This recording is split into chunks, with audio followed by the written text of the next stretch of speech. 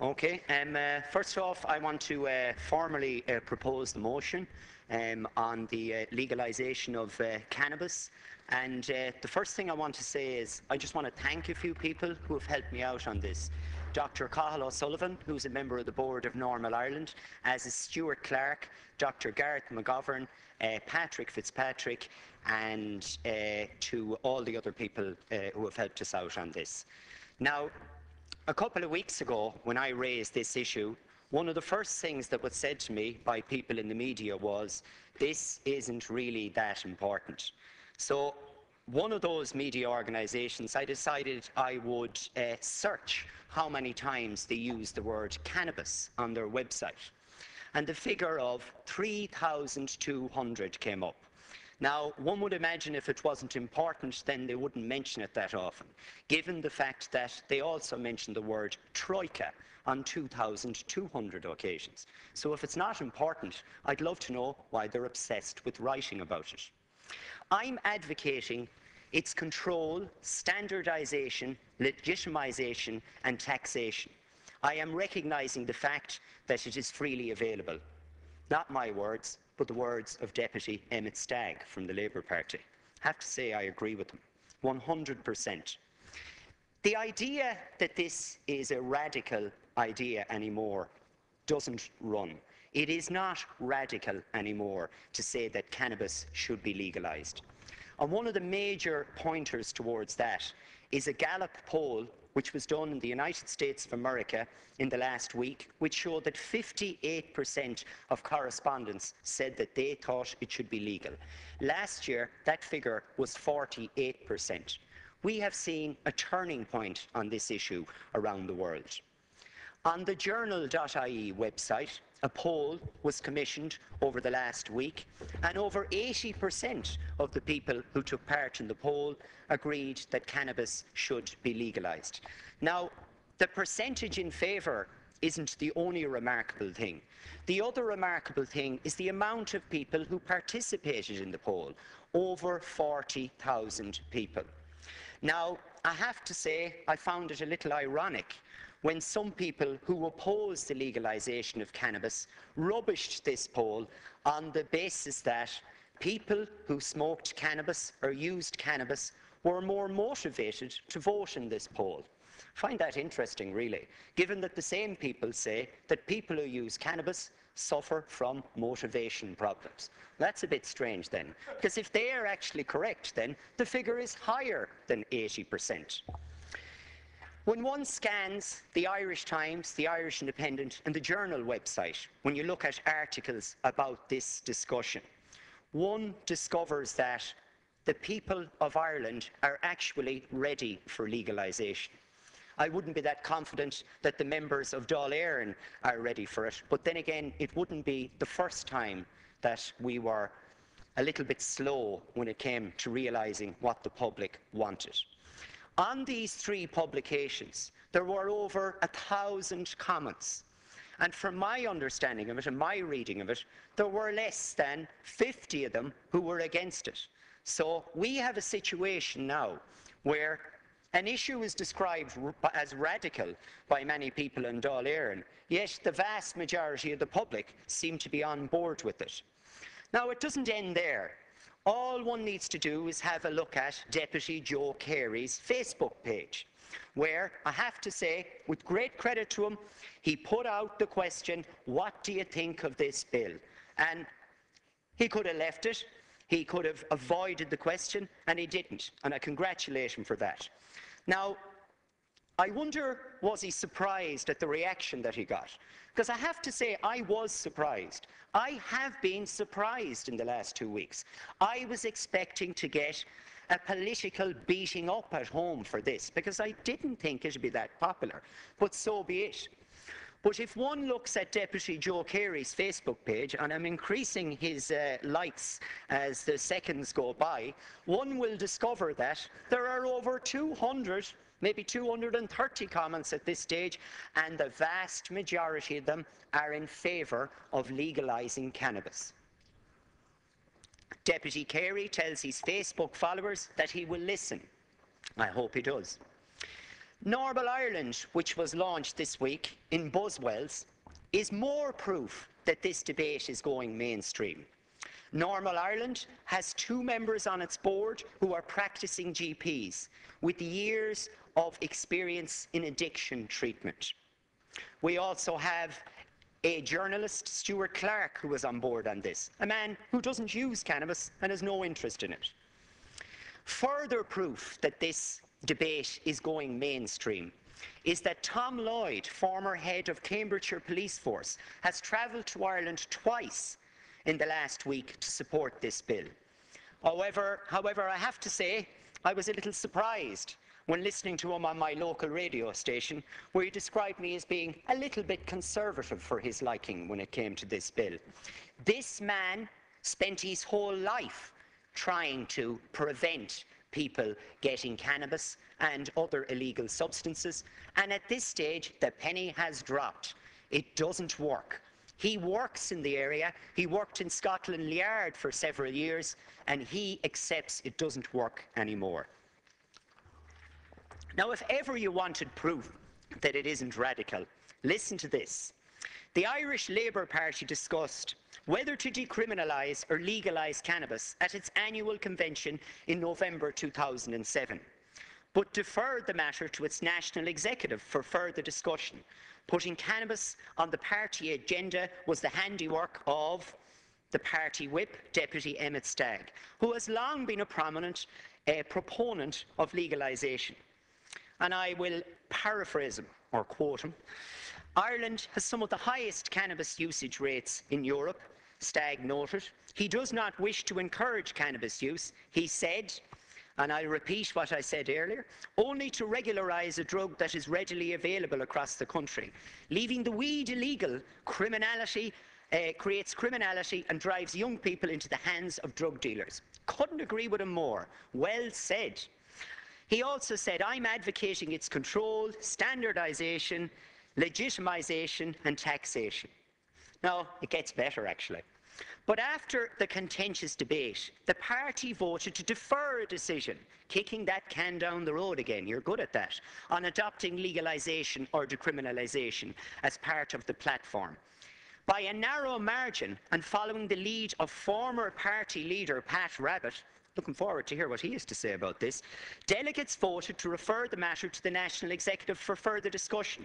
While Rabbitte, according to the quote, Deputy Rabbitte, properly pronounced, urged caution at the conference, he did say that policymakers need to be thinking outside the box when it comes to cannabis. Well, he'd be very pleased then, no doubt, to hear that I have brought this debate here, and maybe he will participate in it. Now, more proof, if ever you need it, that it is not a radical suggestion to call for the legalisation of cannabis, is the fact that a country called the USA, you probably know them, Enda Kenny loves the country, thinks it's a wonderful place. Posteriors regularly get kissed when he visits the place. So obviously he'd agree with some of their policies. In the US, in the last year, they have legalised cannabis in Colorado and Washington. Washington, imagine, in Washington, in the US of A.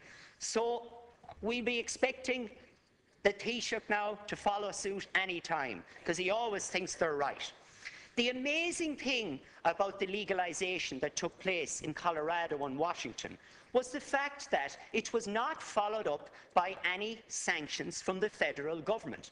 I had expected this, people in Colorado and Washington had expected it, but it didn't happen. Because guess what? The penny has also dropped with Barack Obama. And you know what?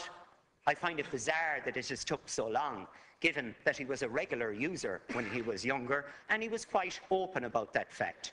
But it has changed things. Several other states are set to follow suit. In fact, today, in Portland, Oregon, there is a plebiscite on legalising cannabis in the city.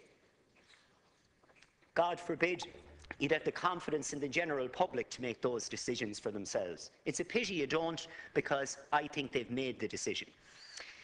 Uruguay have now legalised, and many South and Central American countries, including Mexico, are also looking at the possibility. I do not believe what happened in Uruguay would have happened but for the fact that it had previously happened in the United States of America. Because remember, they are the nation with the big stick, or the guns, or the drones, or whatever they want to hit you with. And when they, the people with the big stick, decided it was all right, then a country like Uruguay felt it was okay to follow suit. I think it would have happened beforehand if the United States had gone down that road earlier. Now to Europe.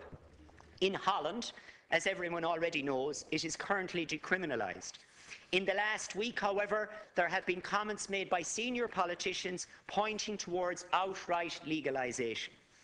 Now, the situation in Holland is not that clear to many people in Ireland, and there's a reason why. Because about a year ago, the Irish media, that wonderful group of people, reported that they were going to ban foreigners from going into coffee shops in Holland, and that people would have to join clubs to participate. Now, that was widely reported, all right, but what wasn't widely reported is that that was never implemented. And to this day, I talk to people who say, Ara, how could you legalise cannabis? Sure, aren't they going backwards in Holland? Well, they're not. Check the facts, anything but. Now, in Australia, do you think they have such penal sanctions as they do in Ireland? No, they don't. Cannabis has been decriminalised for personal use in small amounts in the Australian Capital Territory, South Australia, Western Australia, and the Northern Territory. In Belgium, the possession and cultivation of very small quantities, 3 grams or 1 female plant, respectively, are illegal, all right, but they are tolerated. In the Czech Republic, a similar situation pertains, except for the amount is higher. 15 grams, and the cultivation of up to 5 plants is now considered only a misdemeanour. In Germany, the most hard-working people in Europe, well, I hope they are, they keep telling us they are anyway, the amount of personal use for cannabis possession varies in legality depending on state, with Berlin being the most accommodating at 15 grams. Now, the German economy is doing quite well. They haven't all become apathetic or demotivated. In fact, quite the opposite. In Spain, and in particular in Barcelona, one can join a cannabis social club and legally purchase not-for-profit cannabis once one is a member of a club. So it's not radical to suggest we should legalise cannabis. In fact, if you look at the real meaning of the word radical, the fact that 58% of people in the United States of America want it legal, it actually means it's actually slightly conservative. So that should really go down well with Fine Gael anyways. So what should we do? Well, the government needs to regulate. The purpose of this motion is to ask the government to do so. If it does not, then on Thursday I will introduce my own bill to the House at first stage called the Cannabis Regulation Bill, and we'll start all over again. The purpose of the bill would be to provide for the regulation of cannabis for recreational and medicinal use. It would lead to the creation of a Cannabis Regulation Authority, which would be set up by the Minister for Justice. Now, bad and all as he is, he'd definitely be better than John Gilligan at administering this, to regulate cultivation, sale, labelling, advertising and marketing of cannabis. It would provide for a licensing system for commercial, home and cannabis social club cultivation to be controlled by the Cannabis Regulation Authority. A Cannabis Research Institute would be established by the Minister to conduct or commission research in respect of cannabis, along with educating the public on its effects. The bill would allow for the provision of a licence for home cultivation of cannabis. The maximum allowable number of plants would be 6 female plants. Personal possession of up to 1 ounce, 28.35 grams, would be allowed under the bill if passed into law. This is the case This is in the case of an individual who would not possess a grower's licence. Although I have to say, we're so dominated by Europe, you'd probably shoot it down on the basis that I used an imperial measurement. So I'd be quite happy if you go with the grams. The Cannabis Social Club model would be introduced, which supplies members with not-for-profit cannabis in a community setting. In other words, a grower would be able to grow for up to 50 people and grow 300 plants. Now, some people might say, sure, why wouldn't you grow them yourself? Well, no more than alcohol isn't that difficult to brew. People still don't do it. People like convenience. Also, under the provisions of the bill, licences would be granted for the sale of cannabis, including a cannabis wholesale licence, cannabis retail store licence, medicinal cannabis retail licence, cannabis coffee shop licence, and a cannabis social club licence. Under this bill, no children would be allowed on the premises relating to cannabis. It would remain an offence for children to possess cannabis. And this actually brings up an issue. In this debate, I am no longer having the discussion as to whether cannabis should be legalised or not. It now seems to have moved on to how we would legalise it. And in that sense, many people have said to me, is it a good idea to criminalise children? Does it help? That is an area that needs to be looked at. Under this proposed bill, advertising would be stricter than current alcohol advertising. In fact, advertising in sport would be strictly prohibited. And that is consistent with my opinion on advertising any mind-altering substance with sport, whether that be alcohol, caffeine, or anything else for that matter. Under this bill, it would be a requirement for the Minister for Justice to look at the agricultural benefits of the use of hemp, and also the Minister for Agriculture could look at this. And actually, the outfit I'm wearing now is made from hemp. And we could be growing this stuff, and we could be developing an industry around it. Just 1 minute remaining. Under the Cannabis Regulation Bill 2013, the Cannabis Regulation Authority shall be accountable to Dail select committees. Now let's compare that to now.